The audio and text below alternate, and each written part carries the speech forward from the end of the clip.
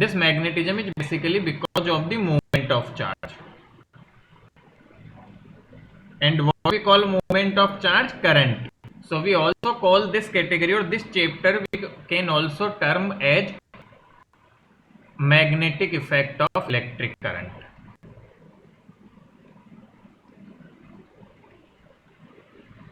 Magnetic effect of electric current. तो बेटा electric current का एक बहुत इंपॉर्टेंट इफेक्ट हमारे चारों तरफ देखने को मिलता है, that is magnetic effect of electric current. आप सबको पता है, यदि मैं एप्लीकेशंस की बात करूं तो magnetic effect of electric current पे बहुत सारी एप्लीकेशंस बेस्ड है, धीरे धीरे आगे जाएंगे तो पता चलता जाएगा। बट जितनी भी क्रेन वगैरह होती है बेटा, आर्टिफिशियल मैग्नेट्स वगैरह बनते हैं, क्रेन मेनली जो क्रेन का सिस्टम होता है that is based on the magnetism या magnetic effect of electric current. आपने छोटी क्लासेज में पढ़ा होगा डोरबेल वगैरह जो होती है, 8th 7th या छोटी क्लासेज में पढ़ा होगा, पढ़ा था क्या? Yes sir, yes sir 10th में पढ़ा था। हाँ, छोटी क्लास में पढ़ते थे शायद, और शायद 8th में भी आ जाता है। डोरबेल जो होती है उसमें भी शायद कहीं ना कहीं मैग्नेटिक इफेक्ट का यूज होता है हमारे पास में। तो इस तरह से काफी सारी चीजें हैं और ऑल अराउंड अस, मतलब सब जगह मौजूद है, जहां जहां करंट है वहां वहां मैग्नेटिक बिहेवियर तो है ही है। तो बेटा चैप्टर की या यूनिट को, magnetism as a unit is divided in 2 part 12th class. पहला पार्ट डील करता है बेटा बेसिक मैग्नेटिज्म की, चार्ज का बेसिक बिहेवियर क्या है और किस तरह से उसका मैग्नेटिक फील्ड आता है। तो पहले पार्ट की बात करते हैं हम बेटा, उसमें हम मेनली देखते हैं मैग्नेटिक फील्ड और मैग्नेटिक फोर्स। ये दो चीजें हम डील करते हैं फर्स्ट पार्ट ऑफ चैप्टर में या फर्स्ट चैप्टर में मैग्नेटिज्म यूनिट के। ये दो मेजर चीजें रहेंगी इस चैप्टर का पार्ट, मतलब ऐसे समझो मैग्नेटिज्म पार्ट 1 बोल दो बेटा, या जो भी अपनी बुक्स में चैप्टर का नाम है, अलग अलग किताबों में अलग अलग नाम हो सकते हैं इसके। और जो सेकंड पार्ट आता है उसमें बेटा मेनली हम डील करते हैं मटेरियल्स वगैरह के बारे में, मटेरियल्स, प्रैक्टिकल अवेलेबिलिटी एंड देखा जाए तो बेटा मटेरियल्स के साथ साथ में अर्थ का मैग्नेटिक बिहेवियर। तो इस तरह से मेनली बताऊं तो magnetic field, magnetic force, material, magnetic materials और उनकी प्रॉपर्टीज वगैरह एंड अर्थ मैग्नेटिज्म, मेनली यही सारी चीजें हमें पढ़नी है यहाँ पे इस मैग्नेटिज्म यूनिट की बात करते हैं। तो हम अब इन्हीं चीजों के लिए बेटा बहुत सारी चीजें हैं, जैसे पहले हम सीखेंगे मैग्नेटिक फील्ड क्या है, फिर मैग्नेटिक फील्ड निकालने के लिए हमारे पास सिलेबस में 2 रूल है हमारे पास, one is Biot Savart's law and one is Ampere circuital law. उसके बाद बेटा हमारे पास फोर्स आ जाएगा, और उस फोर्स किसी पे भी लगता है तो वो मोशन करता है, और मोशन करता है तो बेटा फोर्स लगता है तो टॉर्क भी आ जाता है। तो ये सारी बातें इसमें आएगी, और once we will be able to understand motion, torque etcetera, उसके बाद हम सीखेंगे गैल्वेनोमीटर क्या होता है और गैल्वेनोमीटर की वर्किंग कैसे होती है। तो ये सारा पार्ट हमारे पास में इस चैप्टर में हम देखने वाले हैं बेटा। मेन टॉपिक्स या मेन पार्ट्स यदि मैं बात करूं तो क्या ये बहुत बड़ी यूनिट है या क्या ये बहुत ज़्यादा टाइम लेती है जितना हमारा इलेक्ट्रोस्टैटिक्स वगैरह ने लिया, तो आंसर तो है बेटा नहीं, ये इतना ज़्यादा टाइम नहीं लेती है जितना इलेक्ट्रोस्टैटिक्स वगैरह ने लिया है। आ रही है समझ में?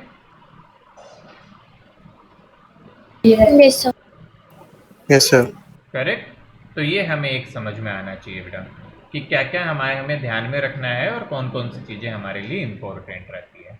तो बेसिक टॉपिक्स है, इतना बड़े नहीं है ये, जितना टाइम बेटा हमें उसमें जो शुरुआत के चैप्टर से उनमें लगा है, बहुत ज़्यादा मतलब खींचने वाले नहीं है। बट हाँ, क्या ये टफ है? Answer is yes. ये जितना पोर्शन हमने अब तक पढ़ा है उसके कंपेयर में थोड़ा सा टफ है। इसका पार्ट 1 जो अभी हम पढ़ेंगे, पार्ट 2 इज वेरी इजी, ये काफ़ी इजी है, और ये थोड़ा सा टफ पड़ता है जो ये पार्ट है बेटा। क्यों टफ पड़ता है सच बताऊं तो बेटा ये टफ इस वजह से पड़ता है क्योंकि बच्चों को वेक्टर की डायरेक्शन में दिक्कत आती है, क्योंकि इसमें वेक्टर का खेल है पूरा। तो ये समझ लो आज तो मेनली मैं बेटा बेसिक कुछ बता के वेक्टर की ही प्रैक्टिस करवाऊंगा आज के लेक्चर में, वेक्टर्स की डायरेक्शन निकालने की प्रैक्टिस। जिस बच्चे को क्रॉस प्रोडक्ट की डायरेक्शन निकालना आ गया, वैसे बच्चे हमने ऑफलाइन में यदि याद हो तो हमने काफी सारी प्रैक्टिस की थी, बट जिस भी बच्चे को क्रॉस प्रोडक्ट डायरेक्शन निकालनी आ गई उसके लिए ये चैप्टर आसान है। जिसको क्रॉस प्रोडक्ट की डायरेक्शन निकालने में दिक्कत हुई उनके लिए ये चैप्टर काफी मुश्किल रहने वाला है। समझ आ गया बेटा? तो सबसे इंपॉर्टेंट यदि मैं बात करूं यहाँ पे, क्योंकि पूरे चैप्टर में यही है एक्चुअल में सबसे टफ चीज, तो जो बच्चा इसको पार पालेगा उसके लिए चैप्टर थोड़ा थोड़ा आसान होना शुरू हो जाएगा। हालांकि टफ तो फिर भी रहेगा थोड़ा सा, क्योंकि 3D विजुअलाइजेशन वगैरह आ जाता है यहाँ पे, बट स्टिल जिसको वेक्टर डायरेक्शन में कंफर्टेबिलिटी होगी उसके लिए चैप्टर रिलेटिवली और कंपैरेटिवली काफी आसान जाने वाला है। हमें इतना दिक्कत बेटा नहीं होने वाली। तो क्या वेक्टर डायरेक्शन इस चैप्टर का अलग से पार्ट है? ट्रूली स्पीकिंग नहीं, बट हम इस पे टाइम लगाएंगे, क्योंकि जिसको ये नहीं आता उसके लिए इस चैप्टर को पढ़ने का कोई सेंस नहीं बनता है। तो यहाँ पे हमें थोड़ा सा टाइम देना पड़ेगा ताकि हम कंफर्टेबली इसको डील कर पाए और समझ पाए। गुड, चलिए बेटा, तो सबसे पहली बात हमारे मन में यही आती है कि magnetic effect of electric current या मैग्नेटिक फील्ड वगैरह क्या है, मैग्नेटिक फोर्स क्या है, इस पे बात करेंगे बेटा। तो आप देख सकते हैं magnetic effect of electric current, magnetic field produced due to the current flowing in a wire is called magnetic effect of electric current. हमने बताया बेटा आपको कि वायर से करंट फ्लो करेगा तो मैग्नेटिक बिहेवियर आ जाएगा, मैग्नेटिक फील्ड प्रोड्यूस होगा, और इसी फिनोमिनन को हम बोलते हैं magnetic effect of electric current. Common sense, wire से करंट जाएगा वो मैग्नेट की तरह बिहेव करेगा, this is known as magnetic effect of electric current. अब यहाँ बेटा कुछ बच्चों के मन में क्वेश्चन आना चाहिए, सर हम लैपटॉप का चार्जर यूज करते हैं और मान लो लैपटॉप यूज करें तो चार्जर लगा रखा होगा बच्चों ने, कुछ बच्चे बोलेंगे सर मोबाइल पे भी चार्ज लगाता है उसमें भी तो वायर में करंट जाता है, तो फिर वहां तो मैग्नेटिक बिहेवियर लगता ही नहीं है, होता है ना ऐसा? सर इंसुलेटिंग होती है सर। हाँ बेटा, दो काफी सारी चीजें हैं। पहली चीज तो उसके ऊपर बेटा नॉर्मल अलग से एक कोटिंग रहती है अपने मटेरियल्स की, जो उतना आसानी से इसको मैग्नेटिक बिहेवियर को पास नहीं होने देता बेटा बाहर, जो इतना आसानी से मैग्नेटिक बिहेवियर को पास नहीं होने देते, ऐसे मटेरियल्स यूज होते हैं आउटसाइड कोटिंग पे। नहीं तो क्या होता, पता चला लैपटॉप से वायर चार्ज कर रहे हो और पास में तुमने कोई लोहे की चीज लाके रख दी, वो चार्जर उसको हिला डुला रहा है ऐसे ही बिल्कुल एकदम मस्त डांस करने लगेगी, वो आलपिन रखी वो इधर उधर मूव करने लग गई। तो प्रैक्टिकल लाइफ में यूज किया गया है। बाकी बेटा नॉर्मल वायर लेके we can create the natural artificial magnet also. Again छोटी क्लास में आपने एक्सपेरिमेंट देखा होगा, ये सब बेटा आप नहीं पढ़ते हैं, मैं थोड़ा सा बैकग्राउंड बना रहा हूँ। आपने छोटी क्लास में 8th क्लास 9th या 10th क्लास में एक्सपेरिमेंट सुना होगा कि एक कील वगैरह ले लो बेटा, आलपिन ले लो, उस पर वायर टेप कर लो सर कॉपर लपेट के। हाँ, कॉपर या वायर को लपेट के और उसको बेटा क्या करो, एक बैटरी से जोड़ दो। जो सेल आता है अपना नॉर्मल सेल जो आते हैं, जनरली 2 सेल लेने पड़ जाते हैं, नॉर्मल लेते हैं तो हम, और जो सोलर बैटरी जो 2 की आती है उससे 1 से भी शायद काम चल जाए। उससे इनके दोनों साइड्स को कनेक्ट कर दो, बिल्कुल ओपन वायर होना चाहिए, इसके ऊपर कोई इंसुलेटर नहीं होना चाहिए, और यहाँ आलपिन रख दो। यहाँ आलपिन रख दोगे बेटा तो थोड़ी देर बाद तुम्हें पता चलेगा कि यह इनको अट्रैक्ट करना शुरू कर देगी। आई बिलीव ऑलमोस्ट सब बच्चों ने एक्सपेरिमेंट कहीं ना कहीं पढ़ा होगा और सुना होगा, करेक्ट? Yes sir. तो ये क्यों ऐसा क्या हुआ कि ये जो बड़ी सी पिन थी या बड़ी सी आलपिन थी या बेटा कील थी, आप कील बोलते हैं हम डेली बोलचाल की भाषा में, इसको स्क्रू बोल लो, ये कैसे इसको अट्रैक्ट करने लगी? That is because of the current carrying wire can produce magnetic effect, उसकी वजह से ऐसा होता है। This experiment you all can perform home also, this is not a big deal, आसान सा एक्सपेरिमेंट है बेटा।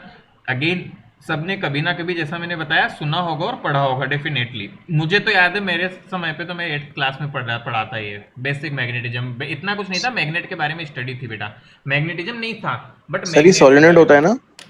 हाँ, kind of solenoid, we can call it kind of solenoid, but basic magnet क्या होता है ये सब स्टडी मेरे टाइम पे मुझे याद है 8th क्लास में था कभी उस जमाने में। तो ये एक्सपेरिमेंट हमें 8th क्लास में बताया गया था, बुक में भी था, तो उस समय का पढ़ा हुआ दिमाग में है, तो वैसे है बेटा। तो सबने पढ़ा होगा 8th में, नहीं तो बेटा हायर क्लास में कहीं ना कहीं पढ़ा होगा। तो this is what about we say magnetism, और या जब भी हम कहे बेटा मैग्नेटिज्म तो उसका मीनिंग ये होता है, ये हमें समझ में आने की बात है बेटा। कोई प्रॉब्लम हो तो बताओ।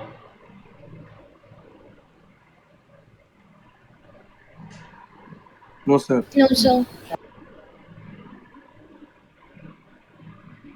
गुड,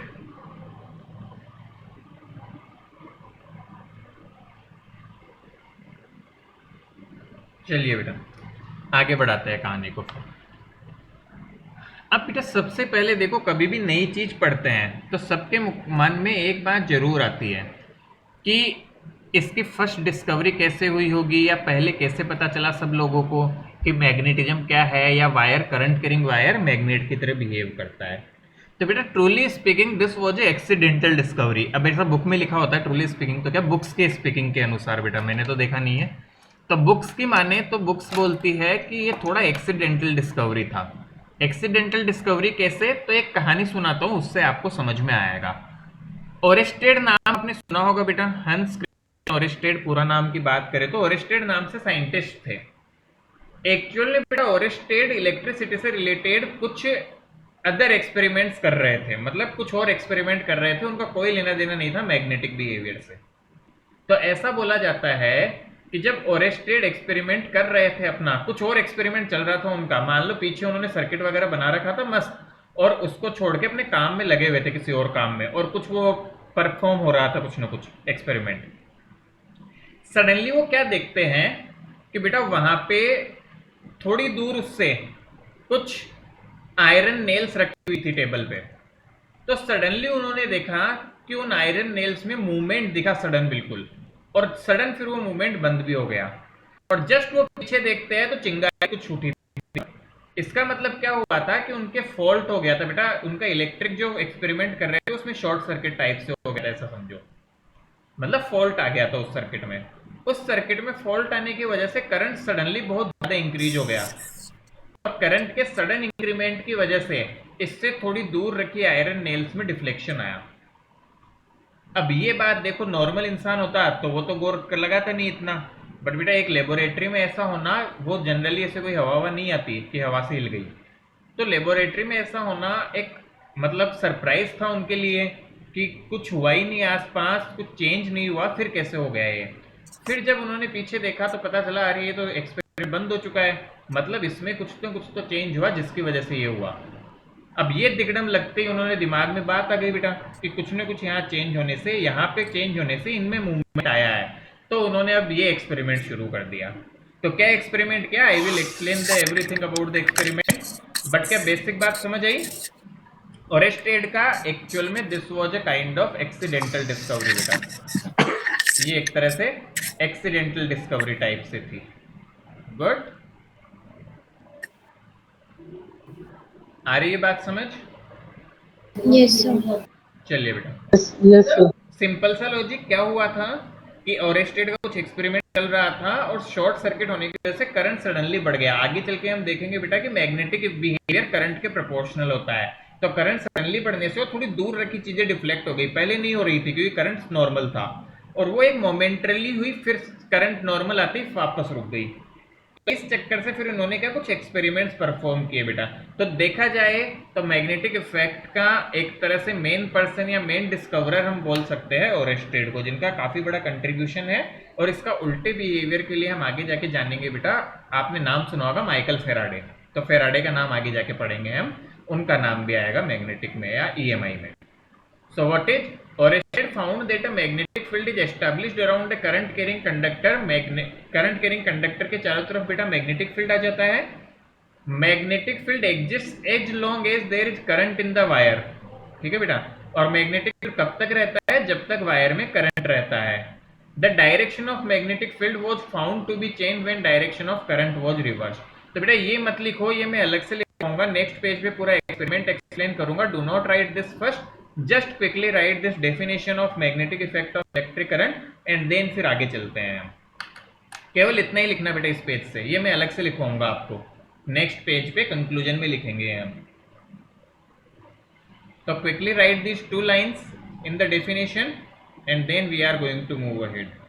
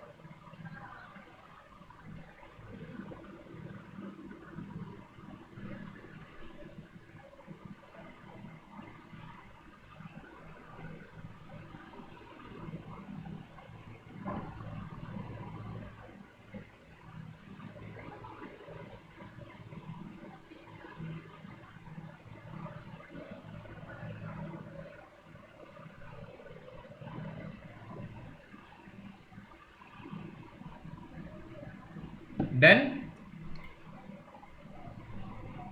बेटा आगे Yes, बढ़ा sir. जाए। Yes sir. चलो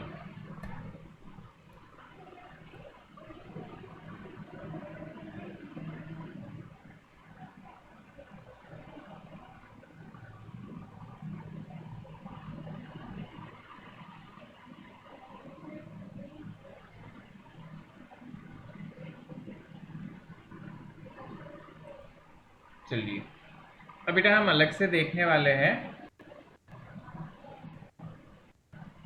ओरेस्टेड एक्सपेरिमेंट। ठीक है, ध्यान से समझना बेटा इसको कि क्या हुआ और कैसे परफॉर्म किया गया, आपको एक एक चीज समझ आ जाएगी बेटा। सबसे पहले उन्होंने क्या लिया, ध्यान से देखो, एक वायर जैसे ऐसे ले लिया, बैटरी लगा दी, एक की कनेक्ट की उससे, और इस तरह से हमारे पास में एक रेजिस्टेंस वगैरह ले लिया, लेट से जिससे करंट फ्लो कर रहा हो ऐसे, और इस तरह से सेटअप किया बेटा उन्होंने। लेट से V वोल्ट की बैटरी है और ऐसे करंट फ्लो करेगा इसमें, और की है एक की, ठीक है। और यहाँ पे एक कंपास नीडल रख दिया उन्होंने, ऐसे एक नीडल को रख दिया गया जिसकी नॉर्थ डायरेक्शन लेट से ये है और साउथ डायरेक्शन ये है, समथिंग लाइक दिस। ठीक है बेटा, इस तरह से उन्होंने एक एक्सपेरिमेंट को सेटअप किया, एक सर्किट बनाया और उसके साइड में एक कंपास नीडल को रख दिया उन्होंने। So there is first case. इस केस में क्या है बेटा, K is open. K is open का मतलब बेटा की इज ओपन मतलब करंट इज इक्वल टू 0। तो जब करंट 0 है तो क्या हुआ, when current is 0 there is no deflection, there is no deflection, there is no deflection. इस नीडल का बेटा कोई डिफ्लेक्शन नहीं हुआ। सेकंड केस क्या किया गया, ध्यान से देखना, सेम सर्किट है हमारे पास,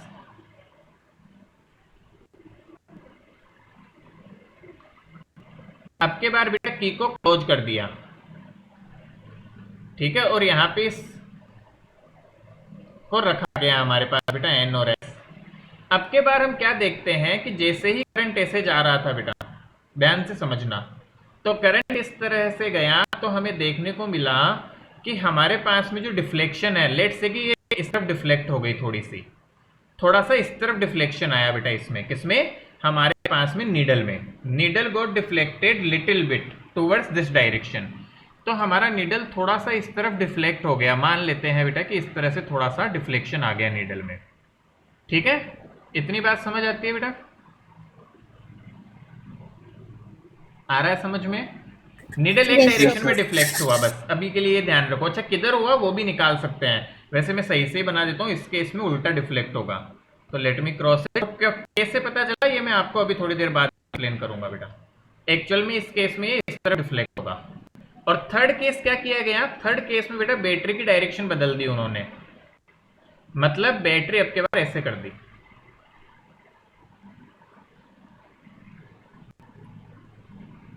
अब के बाद डिफ्लेक्शन बताओ कैसे होगा, करंट की डायरेक्शन बदल गई तो अंदर की तरफ। अब के बार बेटा नॉर्थ पास साइड है वो इस तरफ आएगी, ऐसे डिफ्लेक्ट होगी है। क्या क्या पता चला इस केस से बेटा, current I is not equal to 0, और जब करंट नॉट इक्वल टू 0 था तो बेटा deflection also not equal to 0, deflection is produced, deflection is produced, ठीक है, इन वन डायरेक्शन। अभी के लिए बेटा ये लिखेंगे, और किस डायरेक्शन है वो सीखेंगे अभी हम। यहां पे भी बेटा करंट नॉन जीरो था, current I is non zero but direction opposite to previous case, direction opposite to previous. और इसमें एक और खास बात क्या पता चली बेटा, deflection direction also reverse, deflection direction is also opposite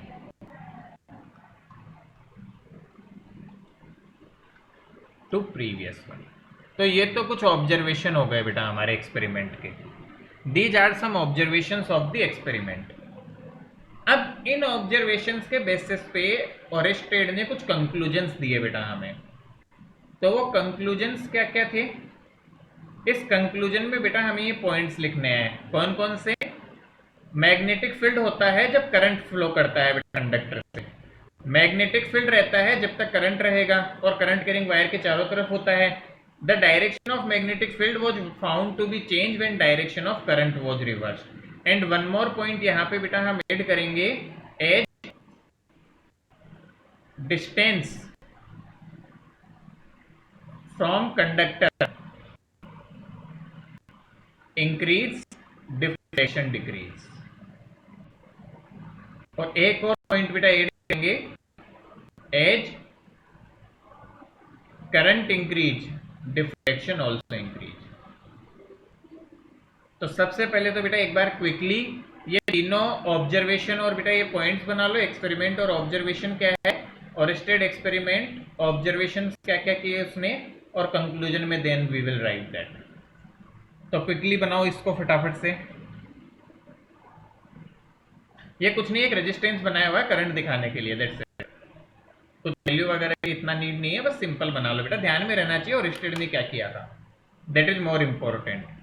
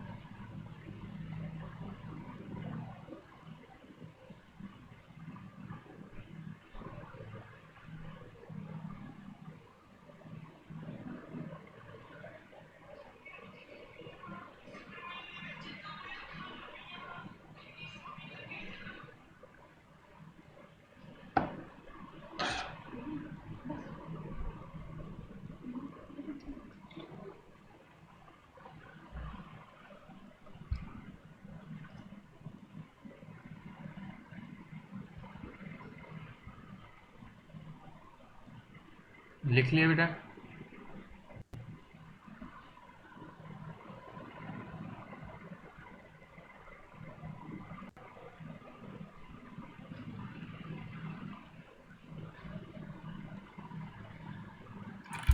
Yes, sir.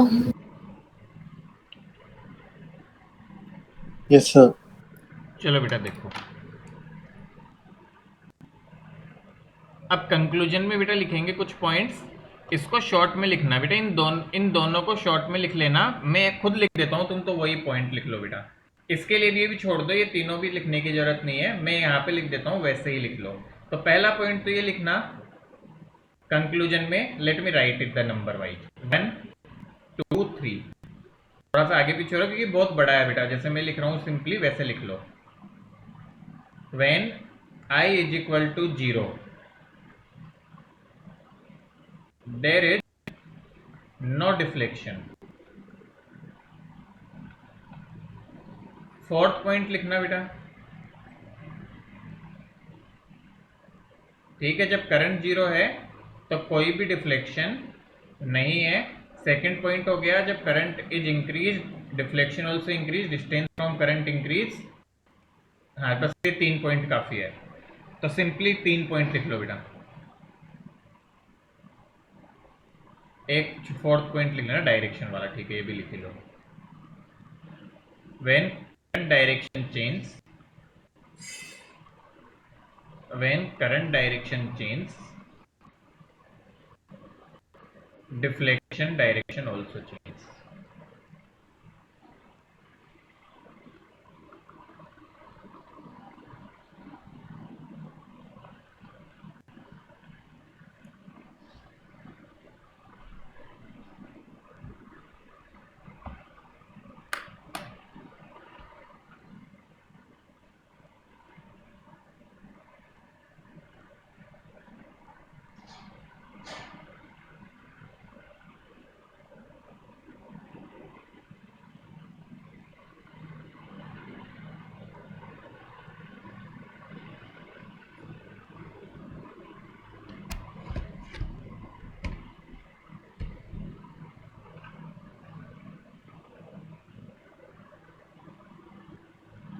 बेटा फटाफट से पॉइंट्स लिख लो जल्दी से कंक्लूजन में।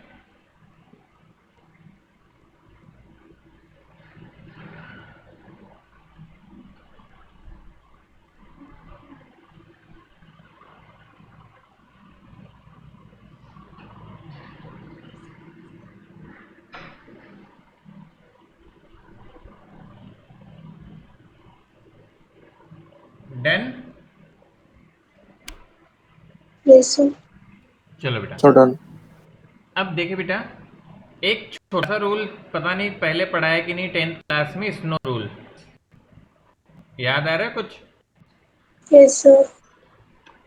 कभी तो डिस्कस किया था, याद होना चाहिए, नहीं है तो भी हम वापस डिस्कस करते हैं बेटा। What is snow rule? Snow rule कहता है बेटा, देखो एस का मतलब क्या है स्नो रूल में? तो साउथ नॉर्थ होगा वेस्ट। South, north. बहुत बढ़िया बेटा, साउथ एंड बेटा नॉर्थ, ओ मीन्स ओवर और डब्ल्यू मीन्स वेस्ट। तो बेटा इसका मतलब क्या हुआ, ध्यान से देखो, करंट की डायरेक्शन बेटा, if current is from south to north then and wire is over the needle, deflection is towards west।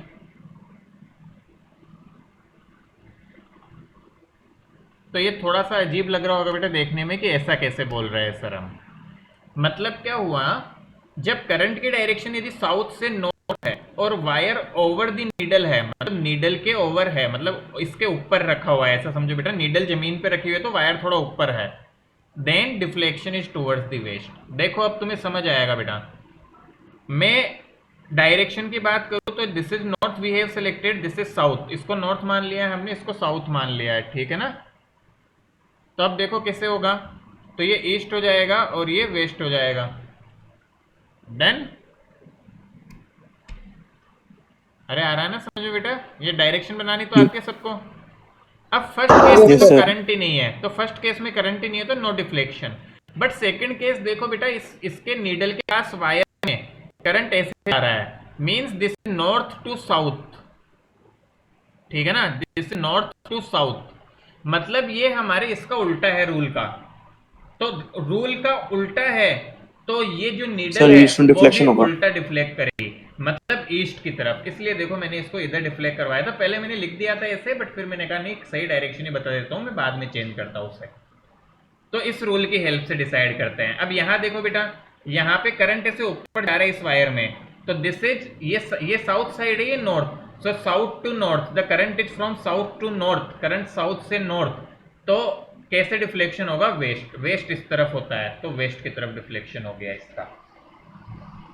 Good Yes, sir. बेटा, समझ आया मैंने ये कैसे माप बोला कि इधर जाएगा इधर जाएगा? तो हमें ये ध्यान रखना है, बिल्कुल बेसिक अटेंशन रख ले, कहीं बहुत काम नहीं आता हमें। ओरेस्टेड एक्सपेरिमेंट या ओरेस्टेड का एक्सपेरिमेंट जो है वो तभी काम है जब हमसे एग्जाम में इससे रिलेटेड क्वेश्चंस आ जाते हैं। जैसे मान लो क्वेश्चन दे दिया, a needle is placed and the wire is, a current is flowing in the wire in north to south direction over the needle, then tell the deflection direction। और या फिर तुमसे conclusion पूछ दी ओरेस्टेड एक्सपेरिमेंट के बेटा हमसे board exams में, तो उस पर्पज से हमें ये पॉइंट्स आने चाहिए या एक्सपेरिमेंट का आइडिया होना चाहिए। तो बेटा this was the experiment performed by Oersted, जिससे हमें पता चला कि करंट कैरिंग वायर मैग्नेट का बिहेव करता है और जिसके बेसिस पे पूरा मैग्नेटिज्म डेवलप हो गया। एंड ट्रूली स्पीकिंग जो बेटा आज हम करंट देख पा रहे हैं हमारी दुनिया में या हमारे आसपास, उस करंट का मास प्रोडक्शन का क्रेडिट भी एक तरह से देखा जाए तो ओरेस्टेड और फेराडे को ही जाता है। सर आपने एक बार केस सेकंड और केस थर्ड का बताया था, वो वापस बता दो, मैं लिखने में बिजी था। कौन सा बेटा? फिर आपने डायरेक्शन बताई थी ना। अच्छा बेटा, इसका बोल रहा था मैं, नॉर्थ से साउथ, देखो इधर नॉर्थ से साउथ, तो इसका उल्टा है, मतलब ये रूल तो बोल रहा है साउथ से नॉर्थ, इसका उल्टा होने पे डिफ्लेक्शन भी उल्टा। तो जब डायरेक्शन नॉर्थ से साउथ है तो डिफ्लेक्शन ईस्ट हो जाएगा, तो ईस्ट देखो इस तरफ है ईस्ट, तो इसलिए ऐसा। और इसमें तो देखो साउथ से नॉर्थ ही करंट की डायरेक्शन है, मतलब अकॉर्डिंग टू रूल, तो डिफ्लेक्शन टूवर्ड्स वेस्ट हो जाएगा। आ गया समझ में? ओके। बिल्कुल बेसिक। तो फटाफट से बेटा स्नो रूल लिखो, और इसको जैसा आप समझ ही गए होंगे बेटा, फटाफट से स्नो रूल को लिख लो एक बार, जल्दी से लिख ले फटाफट हम।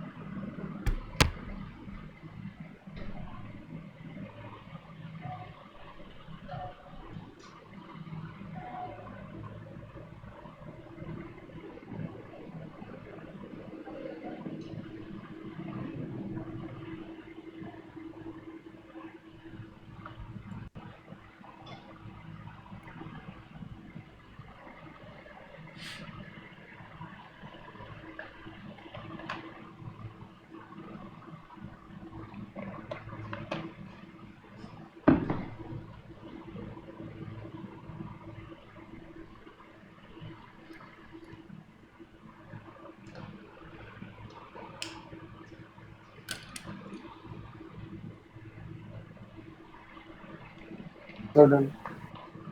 लिख लिया हमने। कंक्लूजन के बाद जस्ट एक बार स्नो रूल लिख लो, ताकि हमें कभी इससे रिलेटेड क्वेश्चन आए तो हम कर पाए। और आसान सा रूल है बेटा। सर, हाँ बोलो। पर अगर करंट ईस्ट टू वेस्ट जाएगा तो? कैसे बेटा? सर, करंट की नहीं डायरेक्शन तो कोई सी भी हो सकती है ना? एक्चुअल में कोई भी हो सकती है, बट फिर नीडल हमारा नॉर्थ की तरफ पॉइंट करता है ना, और उसमें थंब रूल इसलिए। लगता है ना फिर तो। हाँ, वहां पे अदर से आएगा बेटा। इस केस में हम इस तरह से ही डील करके बेटा डील करते हैं। सी ये बहुत बेसिक है। करंट किसी भी तरफ जाएगा तो हम आगे आने वाले टाइम में सीखेंगे। ये जस्ट एक एक्सपेरिमेंट का है कि एक्सपेरिमेंट बेटा होता है क्या, मैं समझाता हूँ। ये केवल इस एक्सपेरिमेंट पे लागू होता है, ऐसा समझो आप। आपको इसी तरह से पूछा जाएगा, ये रूल इसका जुगाड़ है। क्योंकि मुझे कैसे पता कि मुझे वेस्ट डिफ्लेक्ट करवाने हैं ईस्ट? समझ गए? हो सकता था ना मैं सेकंड वाले केस में मान लो इसको ईस्ट डिफ्लेक्ट कर देता और इसमें west. Are you getting it? तो मेनली हमें ये रूल जो है ये यहाँ हेल्प करता है बेटा। बाकी किधर भी करंट जाएगा तब कैसे करेंगे वो आने वाले टाइम में सीखेंगे। That is the cross product, उसको मैग्नेटिक फील्ड से रिलेट करके सीखेंगे हम आगे। तब चाहे किधर भी जाओ हम बता सकेंगे कैसे होगा। ठीक है?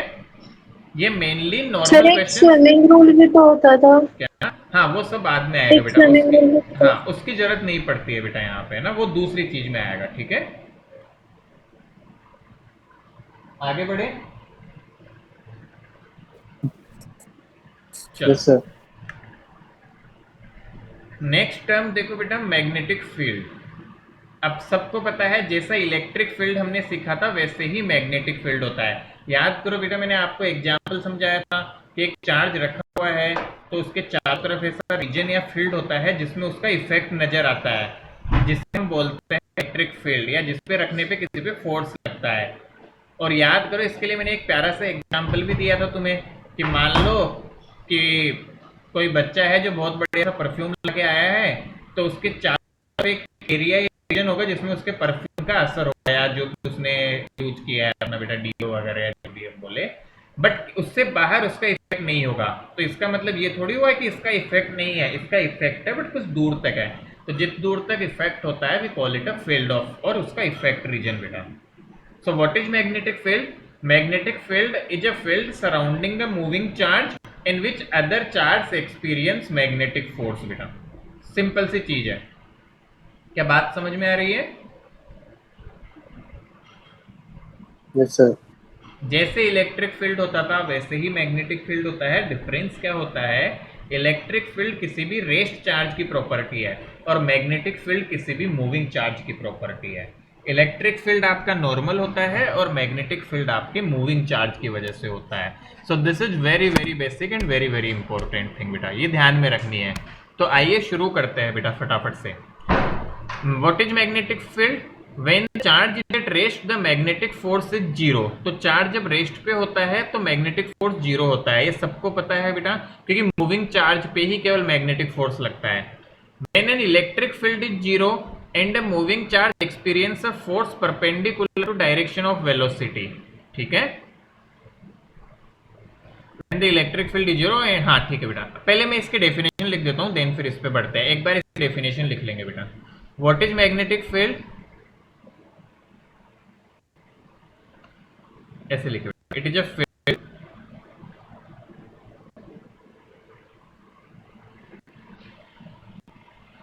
Surrounding a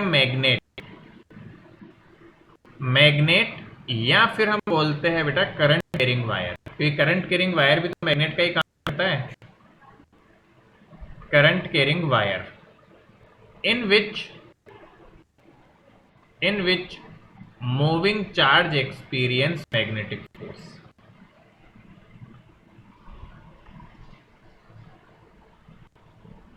charge experience magnetic force. तो बेटा ये हमें डेफिनेशन लिखनी है, पहले ये ध्यान में रखनी है, उसके बाद बेटा धीरे धीरे इसको समझते हैं।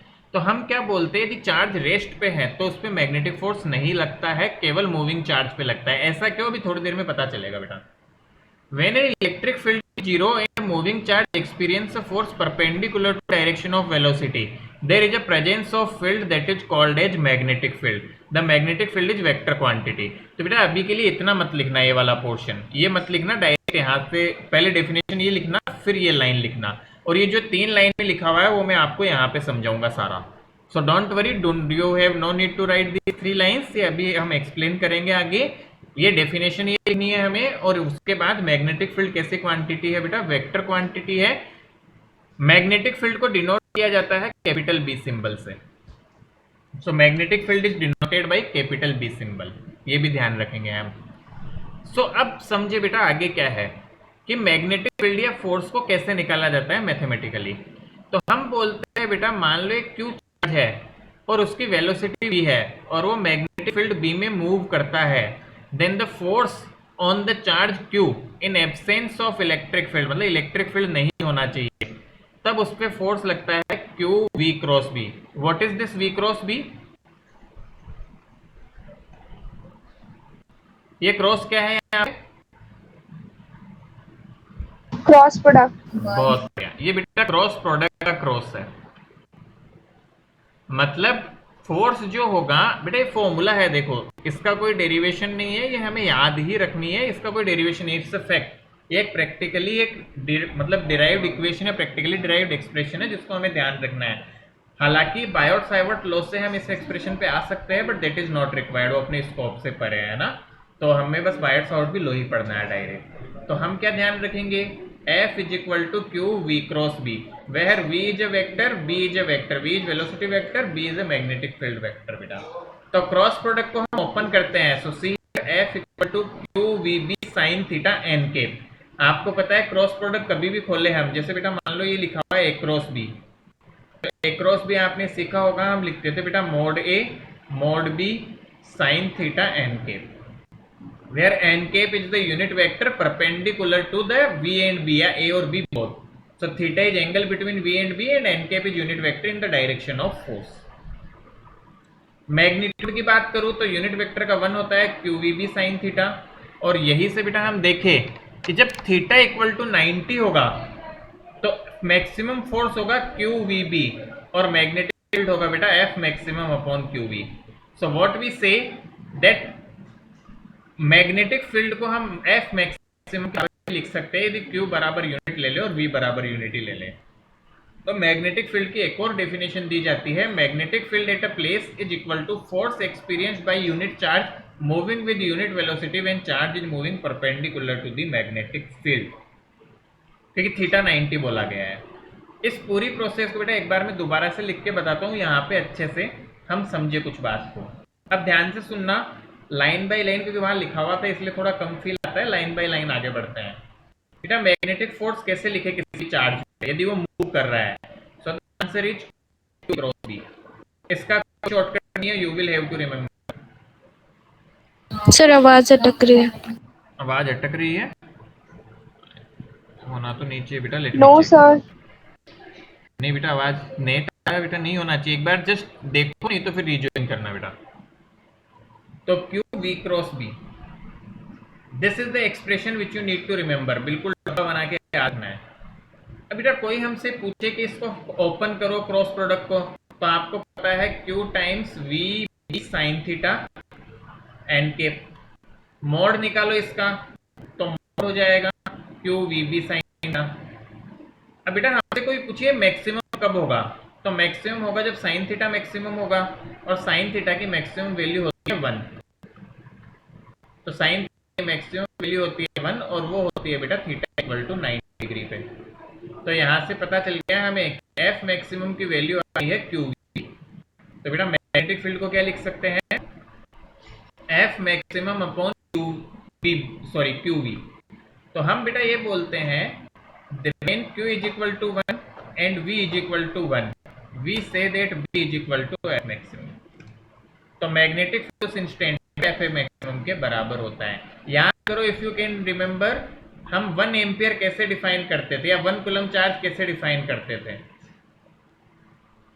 या 1 पोटेंशियल कैसे डिफाइन करते थे। व्हाट इज 1 वोल्ट, कोई बताएगा, डिफाइन करेगा, व्हाट इज 1 वोल्ट?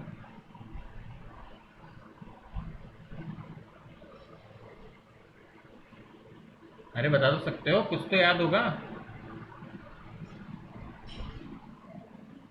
हे भगवान, वेरी स्ट्रेंज। हाँ, पढ़ाई लिखाई करो बेटा। तो क्या हम कहते थे, Q equal to 1, W equal to 1। तो हम बोलते थे बेटा when 1 joule of work is done on unit charge then potential difference will be 1 volt. याद आ रहा है क्या कुछ, गलती से ही सही? हाँ सर, याद आ रहा है। तो बेटू इधर देखो, यहाँ पे हम क्या बोल रहे हैं कि जब ये 1 हो जाएंगे तो B इक्वल टू एफ। तो when Q and V are 1, B equal to F maximum. तो ये तो मेनली हमें थोड़ा याद करने का ही पोर्शन है, ये याद रहेगा तो this is easy to remember आगे का। तो what is definition, magnetic field at a place is equal to the force experienced by unit charge moving with unit velocity, मतलब वेलोसिटी 1 है, and charge is moving perpendicular to magnetic field because theta is taken as 90 degree. तो बेटा 2 definition हो गई। मैं prefer यही करूंगा, ये डेफिनेशन याद रखे, आसान है ये। मैग्नेटिक फील्ड कोई पूछता है, वी कैन राइट दिस। बात समझ आई? मैग्नेटिक फोर्स कोई पूछता है तो इसको निकालना पड़ेगा। ये कैसे क्या निकालेंगे वो हम ये सीखेंगे। पहले फटाफट से हम क्या करें बेटा, ये डेफिनेशन लिखो, फिर ये लिखना वेक्टर क्वांटिटी है, और फिर मैग्नेटिक फोर्स। यहाँ पे बेटा एक छोटी सी हेडिंग लगा देना, मैग्नेटिक फोर्स, मैग्नेटिक फोर्स, और फिर ये छोटा सा लिख लेना बेटा, magnetic force on moving charge. And then फिर ये आगे की छोटी छोटी सी लाइंस लिख लो फटाफट से। तो क्विकली कंप्लीट करो इसे, ये बीच का पोर्शन लिखने की नीड नहीं है।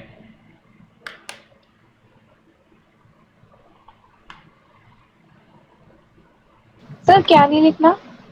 ये बीच की 3 लाइन मत लिखना बेटा, यहाँ से when the charge is at rest magnetic force is 0, वो दिख ही रहा है, वेलोसिटी 0 होगी तो क्या फोर्स 0 होगा।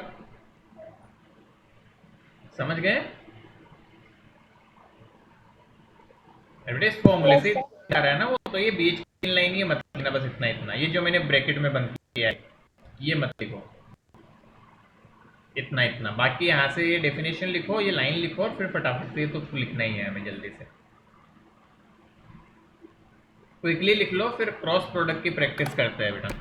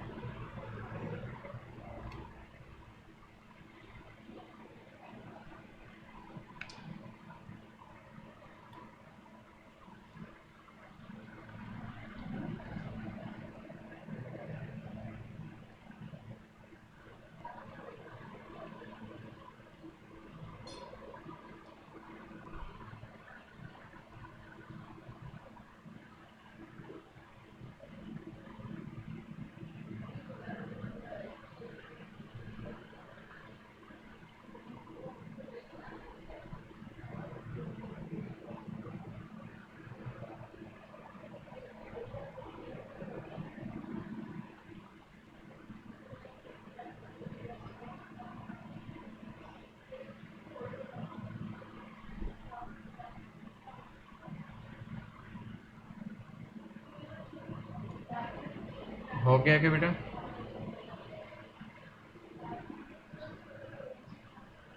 सर ये नीचे वाला भी लिखना हाँ लिख लो बेटा फटाफट से, बस डेफिनेशन ही है, जल्दी से लिखो फटाफट से।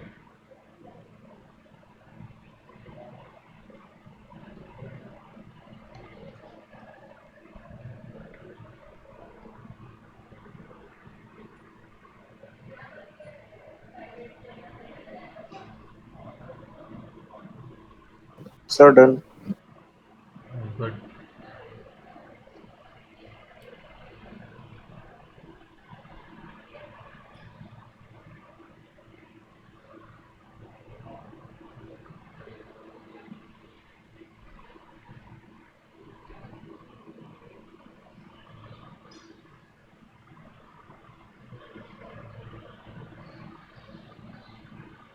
चलो बेटा सर दो जल्दी से करो खत्म।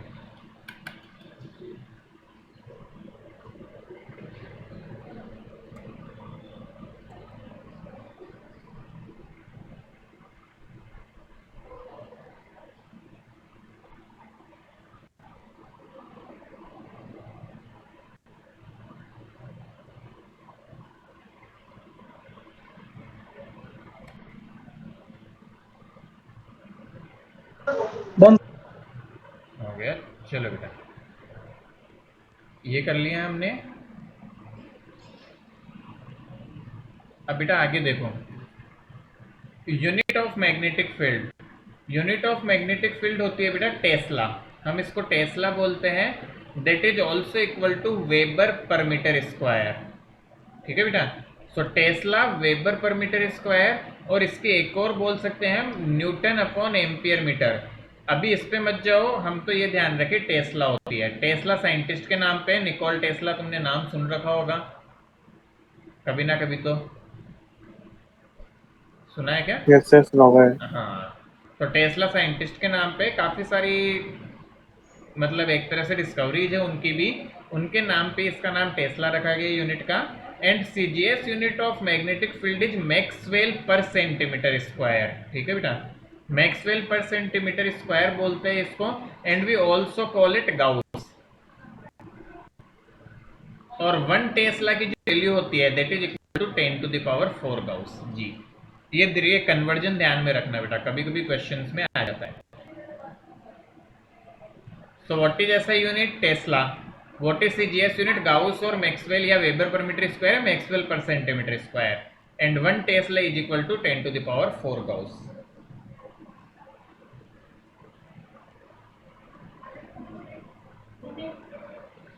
अब देखो बेटा, चीज एक नाम अनेक। मैग्नेटिक फील्ड को ही कई बार मैग्नेटिक फील्ड इंटेंसिटी बोल देते हैं, मैग्नेटिक फ्लक्स डेंसिटी बोल देते हैं, या फिर मैग्नेटिक इंडक्शन वेक्टर बोल देते हैं। मतलब एक ही चीज के डिफरेंट नाम देखने को मिलते हैं। कभी कोई बोलता है फाइंड मैग्नेटिक फील्ड, तो वैल्यू निकालनी पड़ेगी, कैसे सीखेंगे हम। फाइंड मैग्नेटिक फील्ड इंटेंसिटी, तो भी वैल्यू निकालनी पड़ेगी, कैसे, वो भी सीखेंगे आने वाले टाइम में। तो नाम एक चीज एक के ही डिफरेंट डिफरेंट नाम है। तो फटाफट से इसको कवर अप करो बेटा, जल्दी से लिख लो इसे।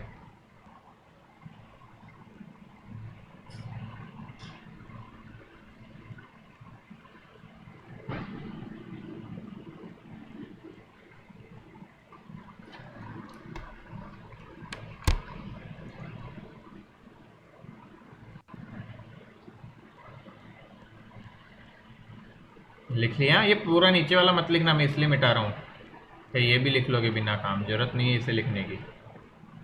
Sir, done. यूनिट रखेंगे, what is unit? Tesla weber per metre square. CGS unit gauss maxwell per centimetre square. ठीक है ना, तो ऐसे ध्यान में रखना है फटाफट फटाफट से।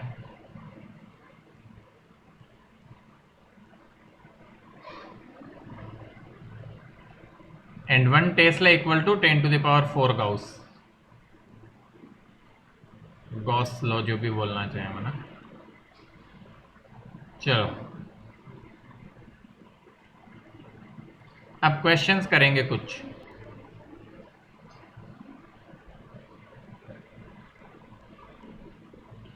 बेटा ध्यान से देखिए, सबने लिख लिया ही हो, बहुत बेसिक सा है।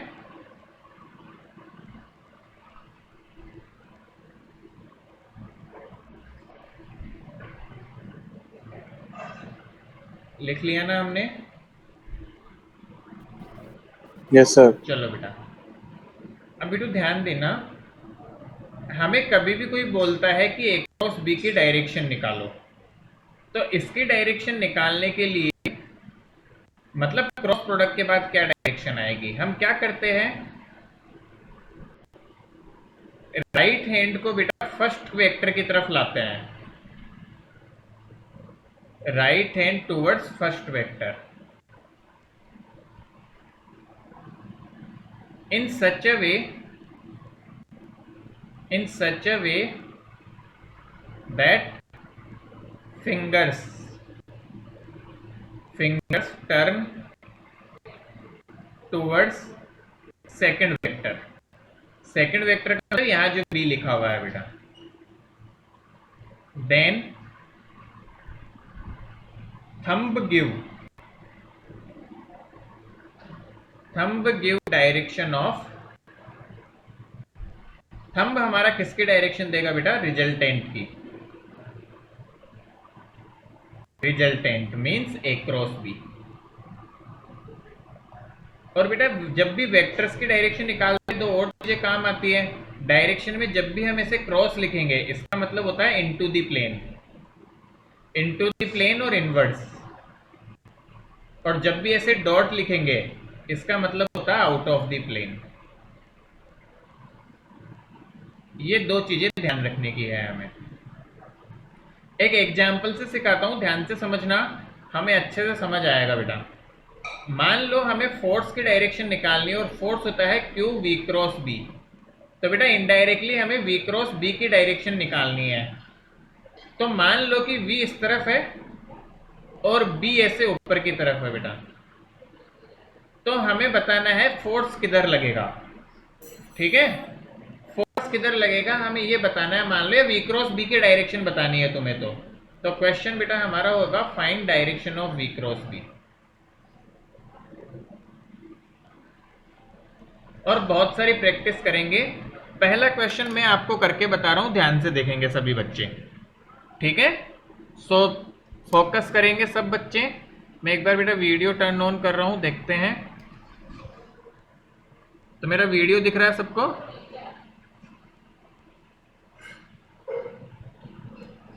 No sir. Yes sir. बेटा आपको शायद पिन करना पड़ेगा, चेंज करना पड़ेगा। Let me pin on my screen, but वो स्क्रीन पे करूंगा तो उल्टा दिखेगा आपको। नहीं दिख रहा सर। दिख रहा है sir.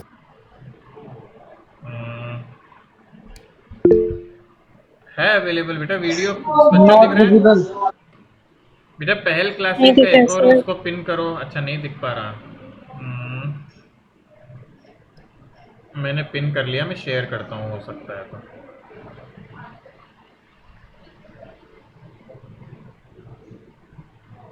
Now it's visible sir. अभी दिख रहा है?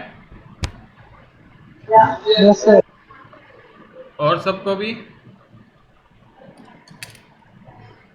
No sir. No sir. अरे यार बेटा। Yes sir. Yes, sir. दिखना Visible चाहिए। है. पहल क्लासेज को पिन करो, जिसपे एक दो पहल क्लासेज दिख रहे होंगे, एक पे पिन करने की कोशिश करो। अब तो विजिबल होना चाहिए, मैंने अनशेयर कर दी स्क्रीन भी। Yes, sir. Visible है. विजिबल है? Yes Anisha, sir. Ishika? Yes sir. Okay yes sir good. दिख Sir. रहा। तो बेटा ध्यान दो, अब ये ब्लैक पेन जो मेरे पास है दिस इज वी, ये वी को रिप्रेजेंट करेगा, और जो ब्लू पेन मेरे पास है ये बी को रिप्रेजेंट करेगा। ध्यान से समझो, वी और बी में डिफरेंस है। Means this is velocity, this black pen represents velocity vector and this blue pen represents over magnetic field vector. तो जो फर्स्ट क्वेश्चन मैंने आपको दिया उसमें वेलोसिटी वेक्टर इस तरफ था बेटा, ऐसे, ये पॉइंट वेलोसिटी की तरफ होगा ऐसे, और मैग्नेटिक फील्ड ऊपर की तरफ था ऐसे। क्या इतना समझ पा रहे हो? इतना क्लियर है? देखो जरा। Yes sir. Yes sir. Sure? Yes sir. चलिए बेटा अब देखो, तो ये सिचुएशन है। अब हमें क्या करना है, ध्यान से देखें बेटा। वी क्रॉस बी की डायरेक्शन निकालना कैसे सिखाया, मैं थोड़ा ऐसे टिल्ट हो जाता हूं ताकि थोड़ा और समझ आए। तो हमें क्या करना है, वी की तरफ आपको हैंड लेके जाना है। पहला जो वेक्टर होता है, तो वी क्रॉस बी में पहला वेक्टर हो गया बेटा वी, तो वी की तरफ हैंड लेके गया, देखो मैं ले गया, सब समझ पा रहे हैं, मैं ब्लैक पेन की तरफ हैंड लेके चला गया, Yes, sir. But Yes, hand को sir. इस तरह से लेके जाना है कि फिंगर्स किस तरफ जाए, सेकंड वेक्टर की तरफ। तो क्या मेरी फिंगर सेकंड वेक्टर की तरफ मुड़ रही है क्या? No, sir. नहीं। तो हाथ को घुमाओ घुमाओ घुमाओ घुमाओ इस तरफ रखते हुए, ये देखो, क्या अब भी मेरा हाथ वी की तरफ ही है? Yes, Yes, sir. sir. But क्या उंगलियां गई मेरी बी की तरफ, सेकंड वेक्टर की तरफ? Yes, sir. तो देखो sir. थंब Yes, किधर sir. पॉइंट कर रहा Yes, है, sir. थंब क्या इधर बाहर की तरफ पॉइंट कर रहा है? Yes, Yes, sir. sir. Yes, sir. तो वी क्रॉस बी की डायरेक्शन क्या हो गई? Out of the plane. कैसे हो गई, समझ आया क्या? Yes, sir. Yes, B sir. Cross B is sir ये out of thumb the rule था प्लेन। ना एक? हाँ, राइट हैंड थंब रूल भी बोलते हैं बेटा इसे। तो अब Yes, मैं sir. वीडियो में ही मैं वी और बी को रिप्रेजेंट कर रहा हूँ, और तुम्हें आंसर्स बेटा सबको चैट सेक्शन में लिखना है। कोशिश करना, थोड़ी सी मेहनत करो, this is very very important. जिसको ये नहीं आया उसके लिए चैप्टर खराब हो जाएगा आगे। डायरेक्शन निकालना मतलब हम एग्जाम्पल बेटा वी और बी का ले रहे हैं, बट क्या कहीं भी दो चीजों का क्रॉस प्रोडक्ट आ जाए हम डायरेक्शन निकाल पाएंगे या नहीं निकाल पाएंगे, वो हमें सीखना है। Is that good? Yes, sir. Yes, sir. तो अब ध्यान देंगे अगेन, ये V है ये B है, और हमें डायरेक्शन बतानी है V क्रॉस B की। अब मैं मेरे हिसाब से चेंज कर रहा हूँ, तो मैं डायरेक्शन बतानी रहेगी। तो बेटे चैट में लिखना भूलना मत, क्योंकि मैं चाहता हूँ एक बार सबको मौका मिले। तो ध्यान से देखें, मतलब V ऊपर है और B राइट साइड है। अब आपको जैसे भी नजर आ रहा है अपने अकॉर्डिंग करो, क्या आंसर आना चाहिए।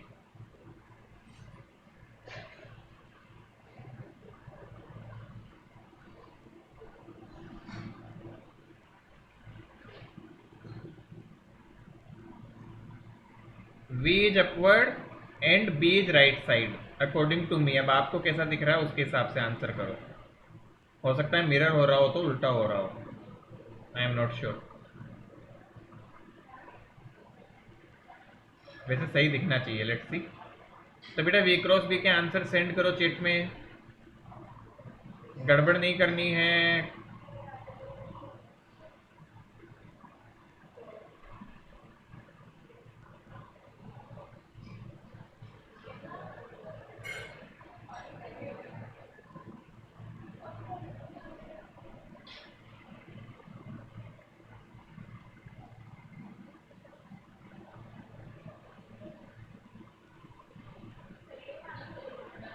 बढ़िया। और बच्चे बेटा सबका आंसर नहीं आया?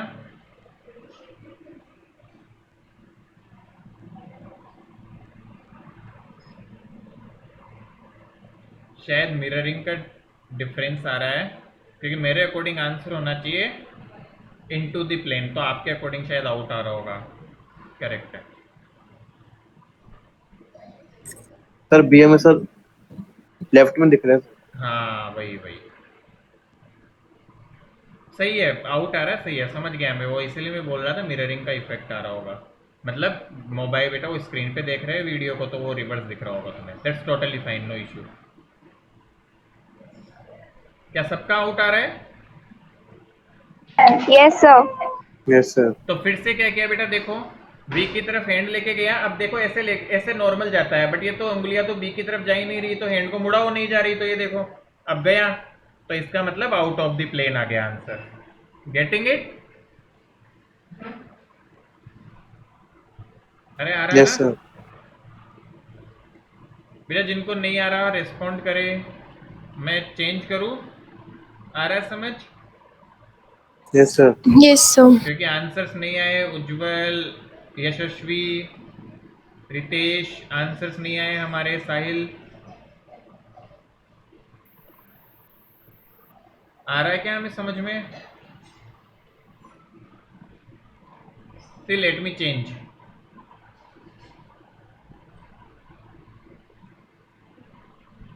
सिचुएशन को चेंज कर रहे हैं, ध्यान से देखें। बी ऊपर है और बी बेटा इस तरह से है, मतलब अंदर की तरफ जाता हुआ। तो अब के बार देखो कैसे आएगा, आंसर लिखना है चैट में। क्या सिचुएशन समझ आ रही है सबको क्या हो रहा है? V is upward and this is coming out this side B. तो करो फटाफट से देखें।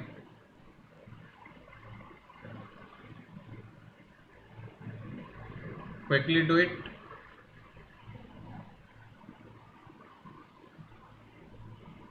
अरे बेटा इस बार आउट वगैरह कैसे आएगा? बी खुद इनवर्ड या आउटवर्ड है?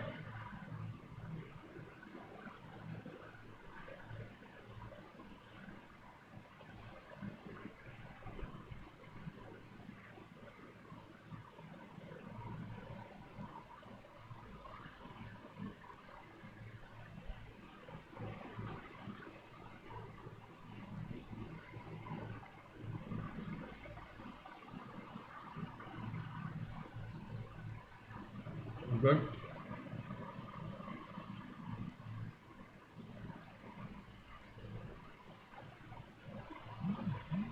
सबका आंसर नहीं आया बेटा। देखो वी की तरफ हाथ किया और बी की तरफ ये लो था फिंगर्स, तो मेरे अकॉर्डिंग जैसे लेफ्ट जाता हुआ है तो आपको राइट दिख रहा होगा। कितना आसान है ये तो। Yes sir. शुरू में बच्चों का गलत आया था। साहिल कहाँ गड़बड़ हो रही है या कर्तव्य है? बेटा दिखने में फर्क पड़ रहा है क्या?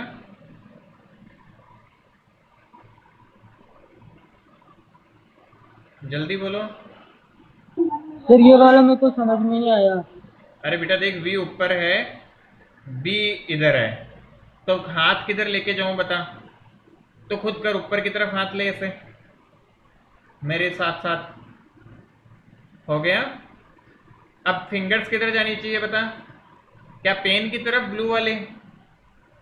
तो मैग्नेटिक फील्ड की तरफ। हाँ मतलब ब्लू पेन की तरफ। तो ये ले चली गई, तो देख थंब किधर गया? अरे इधर गया ना, राइट में। हाँ तो राइट हो गया आंसर। साहिल कहाँ दिक्कत आ रही है?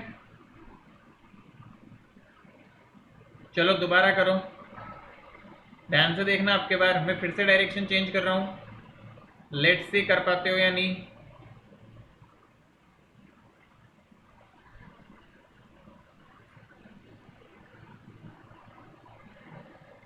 करो चलो फटाफट से। अब के बार V इस तरफ हो गया, B ऊपर की तरफ। ढंग से करोगे तो पक्का आंसर आएगा, और ये नहीं आएगा तो फिर कुछ नहीं आएगा।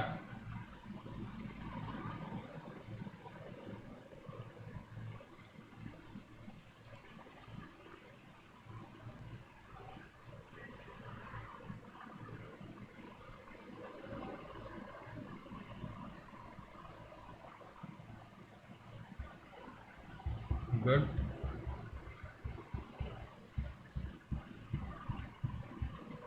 और बच्चे?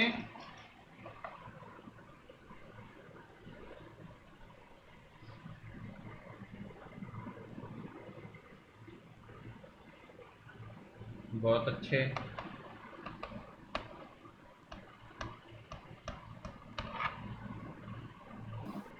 कर पा रहे हैं हम? Yes sir. Yes sir. Yes, sir. बेटा फिर से देखो, V क्रॉस B, तो देखो इस तरह से, तो मेरे लिए आउट होता हुआ आ गया, तो आपके लिए इन है। सिर्फ बहुत बेसिक है, आपको समझ आना चाहिए। V की तरफ हैंड लेके जाओ इस तरह कि B की तरफ उंगली चली जाए, दूसरे की तरफ मतलब उंगली चली जाए। That's it, it's a very simple. Clear है? Yes sir. चलो Yes, sir. अब ये तो वीडियो से प्रैक्टिस की, कुछ प्रैक्टिस पेपर पे करते हैं, पेन पेपर पे फटाफट से। तो मैं वीडियो टर्न ऑफ कर रहा हूँ and we are going to practice on pen and paper. चलिए।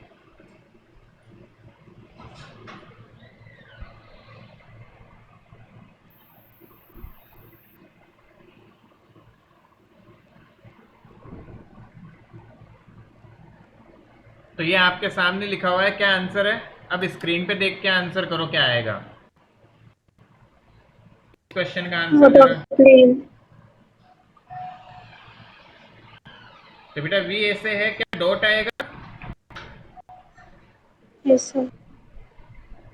अब बेटा सभी बच्चे बोलेंगे नहीं, मैं कुछ क्वेश्चंस लिख रहा हूँ यहाँ, उन सबके आंसर आपको अपनी कॉपी पे लिखने हैं डायग्राम बना के, और सब लास्ट में चेक करेंगे जब मैं उनके आंसर्स लिखूंगा। सभी बच्चे जरूर करें फटाफट से इसको। वी बी,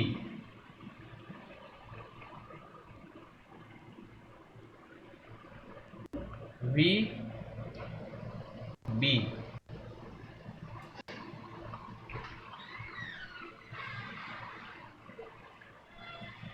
वी इधर है और बी बेटा अंदर की तरफ प्लेन के। इसका मतलब क्या हुआ, बी प्लेन के अंदर है। क्रॉस का मतलब बी के साथ क्रॉस लिखने का मतलब बी प्लेन के अंदर जाता हुआ है, जो अभी सीख कर कोशिश करके किया था हमने। बी इधर है, बी प्लेन के अंदर जाता हुआ है। बी इधर है और बी प्लेन के बाहर आता हुआ है। 6 के 6 में डायरेक्शन लिखेंगे, क्या होगा, यदि बेटा इन तीनों में x और y की तरफ आएगी तो इस तरफ पॉजिटिव x, इस तरफ पॉजिटिव y, तो इसके अकॉर्डिंग बताएंगे प्लस x या माइनस x क्या आ रही है इन तीनों में। राइट लेफ्ट नहीं बोलना है, प्लस x माइनस x बताना है इन सर तीनों फोर्थ में बी कहाँ पे है? बी बेटा राइट साइड है से, देखो बी इस तरफ है राइट साइड और वी है अंदर की तरफ। चलिए सब बच्चे अपने आंसर जरूर लिखेंगे। See, this is the most important part in this chapter. जिसको ये आता है उसके लिए पूरा चैप्टर फॉर्मूले है, फॉर्मूले और उनके sir 4th 5th 6th sir समझ नहीं आ रहे। बेटा फोर्थ कुछ नहीं है, बी इधर है, बी प्लेन के अंदर की तरफ, मतलब अंदर की तरफ लेके जाओ ना, जैसे स्क्रीन देख रही हो आप, कॉपी है बेटा आपकी, अच्छा कॉपी सर, के लिए समझ अंदर गया कैसे सर। हो गया, मतलब कॉपी के अंदर जाता हुआ, कॉपी के लिए बाहर कैसे हो गया, कॉपी से ऊपर जाता हुआ।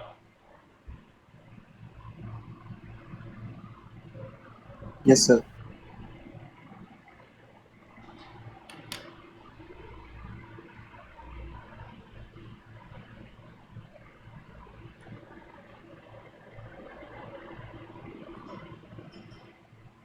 लिख लिए सबने?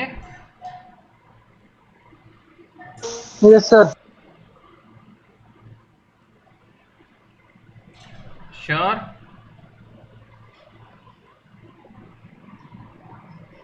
Yes sir. चलिए फिर आंसर मिलाते हैं बेटा। मैं आंसर लिख रहा हूं, देखते हैं कितना लिखा। तो बेटा पहला आउट ऑफ द प्लेन, दूसरा देखो v नीचे की तरफ b इधर, तो हैंड नीचे आएगा ऐसे और b की तरफ जाएगा तो इनवर्ड आएगा इसका आंसर। बेटा जिसको यदि दिक्कत हो तो मुझसे पूछ लेना, मैं वीडियो ऑन करके एक्सप्लेन कर दूंगा, बट बस थोड़ा सा मिरर इमेज आएगी, वो तो कुछ कर नहीं सकते अपन उसका। Is this clear? Yes sir. अंदर Yes, sir. कैसे हैं, ये देखो बाहर की तरफ,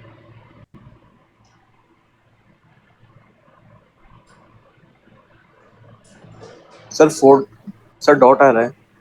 डॉट आ ही नहीं सकता बेटा। Sir, positive Y. हाँ पॉजिटिव मेरा भी आएगा पॉजिटिव है। यस सर पॉजिटिव है। बेटा। सिंपल देखो, चाहे फोर्थ तुम चाहो तो मैं करके बता देता हूँ वीडियो ऑन करके, बट वो फिर से अनशेयर करना पड़ेगा मुझे। क्या बच्चे फोर्थ को रिलेट कर पा रहे हैं क्या, या मैं एक बार बंद करके बताऊं?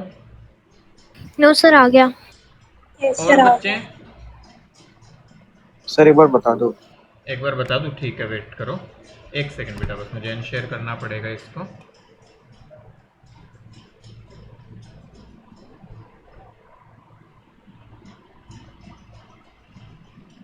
हाँ दिख पा रही है स्क्रीन, मतलब वीडियो?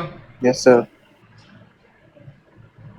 चलो बेटा देखो, वो जो केस था उसमें V ऐसे था और B अंदर की तरफ था। अंदर का मतलब हो गया ऐसे कुछ समझो मेरे अकॉर्डिंग, तो शायद ये तुम्हें बाहर दिख रहा होगा, ये मेरे अकॉर्डिंग अंदर है। तुम्हें कैसा दिख रहा है? B ब्लू वाला सर पेन। सर अब समझ आ गया सर, डायग्राम के साथ। तो बेटा देखो V, अब पेपर पे बेटा ऐसे 3D तो दिखा नहीं सकते, तो V इधर और B इधर, तो देखो ऊपर जाता हुआ दिखा मेरी तरफ से, मुझे Yes, sir, ऊपर Y दिख रहा है, तो direction. तुम्हें लग रहा होगा डाउनवर्ड। आ रही है क्या बात समझ में? Yes, sir. इसी तरह बेटा Yes, sir. फोर्थ केस में थोड़ा सा उल्टा कर दिया हमने, तो अब कोशिश करके फोर्थ और फिफ्थ के आंसर लिखो क्विकली। Sir, fifth का negative Y. अभी देखता हूँ बेटा, मुझे रिमेम्बर नहीं है। मैं तो मेरा भूल भी गया यार। नेगेटिव रहा है। हम्म, बेटा देखो इसमें 3D विजुअलाइजेशन है, सीख जाओगे तो मजा आएगा। फिफ्थ में वी अंदर है और बी इधर, हाँ बिल्कुल सही बेटा। फिफ्थ का मेरा तो इन आ रहा है। अरे बेटा इन आ ही नहीं सकता, आउट या इन उनकी डायरेक्शन में आ ही नहीं सकता। देख वी बेटा अंदर की तरफ है, हाथ को दूर ले जा खुद से। बेटा अंदर का मतलब होता है खुद से दूर, ऐसे अपोजिट डायरेक्शन में। तो हाथ ऐसे लेके जाओ और बी की तरफ लो, देखे फिंगर्स को, ट्राई इट। सर सिक्स का नेगेटिव एक्स। मैं यस सर, वापस से मेरा भी यही है। वीडियो ऑन करके बता रहा हूँ, फिफ्थ वाला देखो जरा। बेटा फिफ्थ वाले में वी अंदर की तरफ है ऐसे, तो देखो वी की तरफ हैंड गया और बी इस तरफ है, तो बी की तरफ फिंगर्स चली गई, तो थंब गया नीचे की तरफ। तो नीचे की तरफ का मतलब बेटा क्या हो गया, नेगेटिव वाई हो गया, अपने पेपर के हिसाब से, प्लेन के हिसाब से। नहीं आया समझ में? सर आ गया। अरे ऐसा कुछ है, if I am not wrong, देख लेता हूं मैं। फिफ्थ पार्ट है वी अंदर है और बी राइट है। मेरे अकॉर्डिंग बेटा ये वी अंदर है और बी राइट है। This is the fifth part combination, this is the fifth part. देख पा रहे हो क्या? Yes sir. Yes sir. बस अब देखो वी, अब उंगली थोड़ी जा रही है बी की तरफ, नहीं तो ऐसे घुमाना पड़ेगा, ये देख। तो ये नीचे की तरफ मेरा थंब जा रहा है, हो सकता है तुम्हारे अकॉर्डिंग ऊपर गया हो, तो थंब इधर जा रहा है, मतलब नेगेटिव वाई की तरफ है। गुड। Yes sir. आ रहा है क्या समझ में?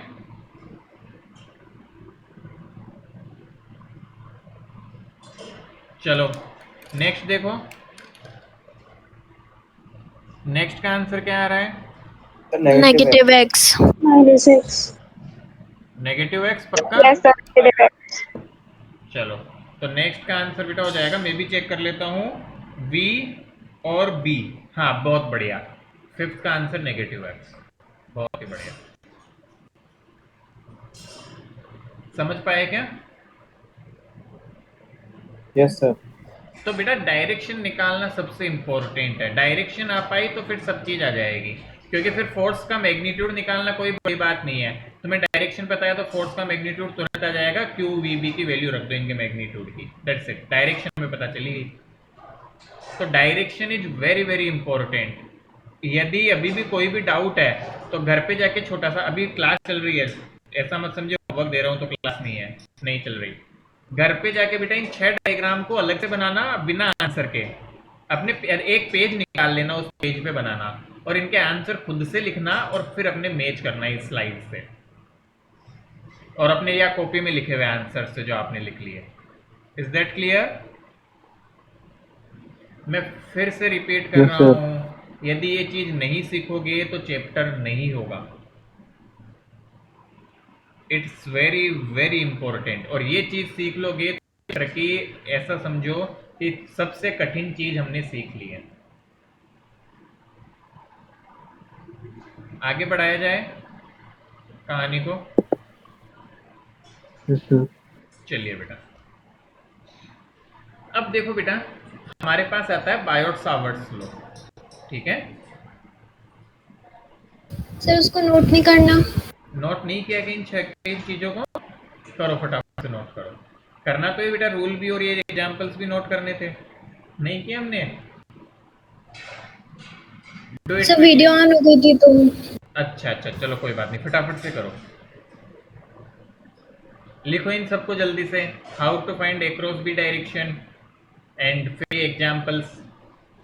ये प्रैक्टिस मस्ट है, ये करनी ही करनी है, अदरवाइज काम नहीं बनेगा।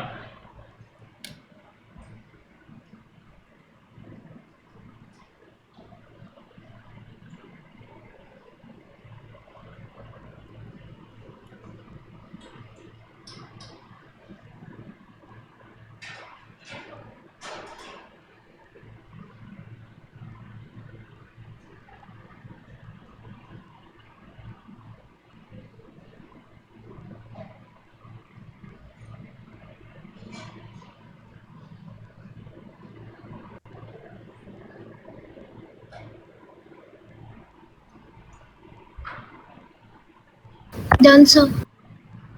हो गया बेटा, आगे बढ़ूं मैं? Yes sir. Yes, sir. चलो बेटा, बस ये लास्ट टॉपिक देखेंगे छोटा सा, इसके एप्लीकेशंस अगले बार सीखेंगे बेटा। सो बायोट-सावर्ट्स लॉ ये क्या कहता है बेटा, ध्यान से सुने। किसी भी करंट कैरिंग वायर के चारों तरफ मैग्नेटिक फील्ड है, बट उस मैग्नेटिक फील्ड को निकाले कैसे, क्योंकि वायर कितना भी बड़ा हो सकता है बेटा। तो बायोट-सावर्ट जो साइंटिस्ट थे बेटा, उन्होंने कहा कि हमें एक स्मॉल पार्ट ऑफ वायर, मतलब वायर का कोई छोटा सा हिस्सा लो, उससे मैग्नेटिक फील्ड निकालना सिखा देंगे आपको, तो फिर आप इंटीग्रेट वगैरह करके समेशन करके पूरा निकाल सकते हो। तो क्या बोला गया बेटा, ध्यान से सुनना।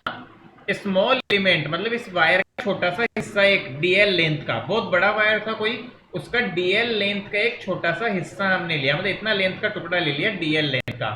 Has direction of I due to this, small current dl has the direction of I, due to this we need to find db at a distance r, direction of I as shown। फिर आगे comma लगाना बेटा, due to this we need to find db, db is what, small magnetic field. इसके साथ में लिखना bracket में magnetic field due to small length, small element, ऐसे लिखना बेटा, इसके ब्रैकेट में लिख लेना। तो हम चाहते क्या है, देखो बायोट-सावर्ट ने क्या कहा कि किसी भी वायर का एक छोटा सा लेंथ कंसीडर करो, उसको डीएल बोल रहे हैं हम, उससे आर डिस्टेंस पे आपको मैग्नेटिक फील्ड निकालना है। तो बायोट-सावर्ट ने कहा मेरा लो यूज कर लेना, वो मैग्नेटिक फील्ड दे देगा तुम्हें। तो क्या था लो, देखिए बेटा, देखते हैं। तो उसने बोला बेटा बी जो होगा मैग्नेटिक फील्ड डीबी, जो हमारा होगा आर डिस्टेंस पे बेटा, उसका magnitude will be directly proportional to current flowing in the wire, वो करंट के प्रोपोर्शनल होगा बेटा। और क्या क्या बताया उन्होंने, बताया कि जो मैग्नेटिक फील्ड होगा वो डायरेक्टली प्रोपोर्शनल होगा आपका लेंथ ऑफ द पोर्शन, जो आपका लेंथ है बेटा वायर का। जो मैग्नेटिक फील्ड था वो इनवर्सली प्रोपोर्शनल था स्क्वायर ऑफ द डिस्टेंस, मतलब डिस्टेंस बढ़ाने पे मैग्नेटिक फील्ड घट रहा था बेटा। इन तीनों चीजों को जब हम मिला देते हैं, और एक्चुअल में डीबी जो था वो प्रोपोर्शनल था sine theta, where theta is angle between direction and are.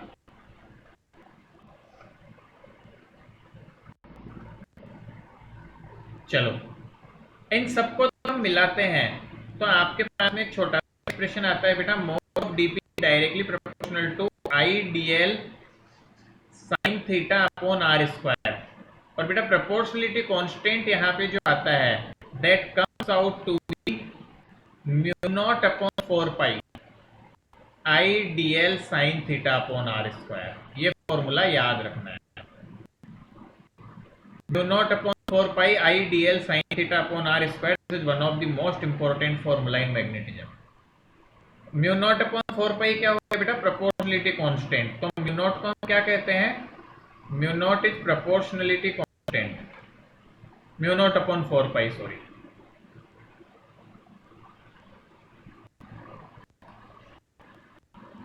where value of mu naught is actually equal to 4 pi into 10 to the power minus 7 Newton upon ampere square और weber upon ampere metre. ये बेटा unit से इसकी ध्यान रख सके तो ध्यान रखनी है हमें। where mu naught is also known as magnetic permeability of free space। याद करो एप्सिलॉन नॉट को क्या बोलते थे, रिलेटिव परमिटिविटी। नहीं, एप्सिलॉन नॉट को बोला करते थे बेटा परमिटिविटी ऑफ एयर या फ्री स्पेस। याद आ रहा है, Yes. रिलेटिव एप्सिलॉन आर को। हे भगवान भूल गए, और केवल एप्सिलॉन को बोलते हैं एब्सोल्यूट। यस सर, याद है। उसी तरह म्यू नॉट को बोलेंगे मैग्नेटिक परमिटिबिलिटी ऑफ फ्री स्पेस, ठीक है, फ्री स्पेस या एयर, ठीक है ना। म्यू आर रिलेटिव परमिटिविटी, और म्यू बोलूं मैं तो म्यू हो जाएगी एब्सोल्यूट परमिटिविटी, परमिएबिलिटी, सॉरी, ये लिखा हुआ है ये बेटा सब। तो याद क्या रखोगे, dB is equal to mu naught upon 4 pi I dl sin theta upon r square. This is very important formula. इसकी बहुत सारी एप्लीकेशंस आगे हम पढ़ने वाले हैं. So this is the Sir, formula four- magnitude. क्या बेटा? सर 4 पाई क्यों है? बेटा ये तो एक म्यू नॉट की वैल्यू है. ये म्यू नॉट की value 4 pi into 10 to the power -7 होती है. अब है यहाँ पे एक्चुअल में देखोगे तो म्यू नॉट की वैल्यू रखोगे तो क्या इसकी वैल्यू होगी 10 टू द पावर -7. तो बेटा 10 टू द पावर -7 को तो क्या हाँ 10 टू द पावर -7 को क्या कांस्टेंट नाम देते हो? तो म्यू नॉट की टर्म्स में बनाना था उसको, तो उन्होंने mu naught upon 4 pi divide करके ये एक नया कांस्टेंट बना दिया. मतलब इसको कांस्टेंट की तरह मानते हैं पूरे एक्सप्रेशन को. ठीक है, जहां म्यू नॉट की वैल्यू अलग से ध्यान रखते हैं हम बेटा. सो ये हमारा फॉर्मूला हो गया. अच्छा, अब मटेरियल या मीडियम आ जाएगा. तो आपको पता है जैसे एप्सिलॉन नॉट के साथ एप्सिलॉन आर गुणा करते थे, वैसे ही म्यू नॉट के साथ म्यू आर मल्टीप्लाई हो जाएगा. सिंपल. एंड म्यू क्या होता है? Absolute permeability sorry. इसकी वेक्टर फॉर्म क्या होगी बायोट सावर्ट लॉ की? ये भी तुम्हें याद रखनी है बेटा. D vector is equal to, ये यहाँ पे रॉन्ग लिखा हुआ है बेटा, mu naught upon 4 pi I DL vector cross R vector upon R cube. So this is the vector form of Biot Savart's law. तुम बोलोगे सर ये दोनों सेम कैसे हुए? बेटा क्रॉस प्रोडक्ट ओपन कर दो, डीएल आर साइन थीटा, तो आर से एक आर कट जाएगा तो यही बन जाएगा. ये दोनों सेम चीज लिखी हुई है, but this is the vector form of Biot Savart's law.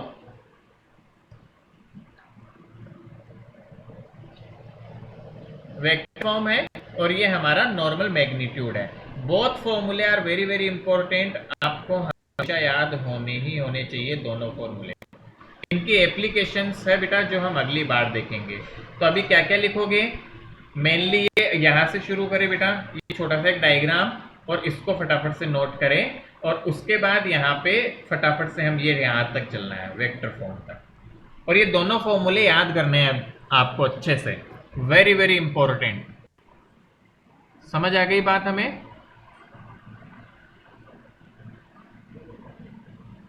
Yes, sir. Yes, sir. तो जल्दी से लिखो बेटा.